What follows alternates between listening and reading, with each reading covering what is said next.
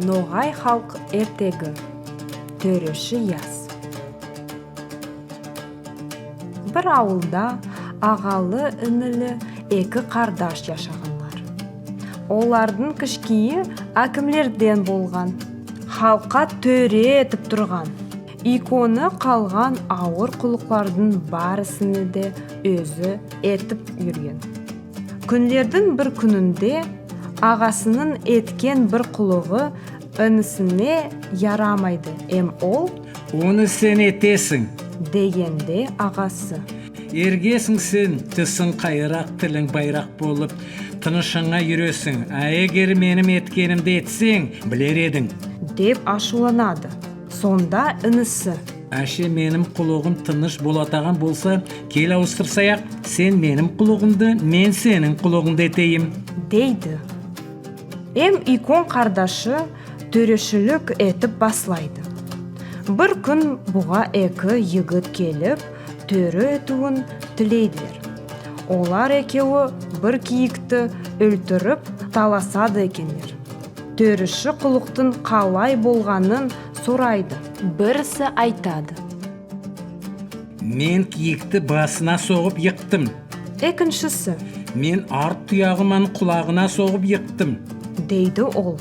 Сонда төреші екінші аңшыға қарап: сенің айтуың дұрысқа самайды.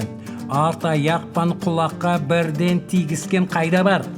Киікті бірінші аңшыға бермеге тиіслім. Неге десе, оның айтуы дұрыс. Сол жерде төрешідің інісі тыңлап тұрған екен. Аңшылар кеткеннен соң ол ағасына: сен төреді тура еткен жоқсың. Екінші аңшыдың айтуы дұрысқа сайды. Неге десе, киік аяғыман құлағын қасып тұрғанда, оға атсаң, аяқпан құлаққа бірден тигізбеге болаяқ дейді ол. Төреші өзінің яңлысын аңлайды. Бірнеше күн озғаннан соң төрешіге тағы да екі адам келеді. Бұлар қоңғысы болып яшайды екендер. Екеуінде де түйе бар екен. Бір күн бұлар қырға шығып қарасалар, екі түйе бір ботады ялап тұрадылар. Қоңғыслар: бота менікі деп ұрысып баслайдылар. Ата-анаға келіседілер. Болмағанда: жүр төрешіге барайық. Ол төресін етіп, бота кімге тиіслі десем, соныхы болар деп бір сөзге келісіп, төрешіге келеділер.